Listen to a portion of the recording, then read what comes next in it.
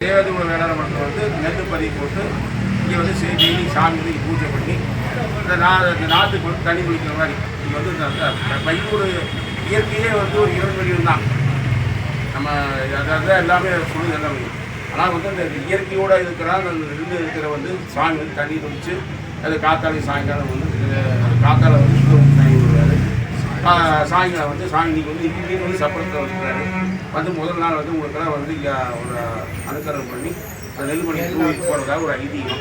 இதுலேருந்து ஆரம்பம்.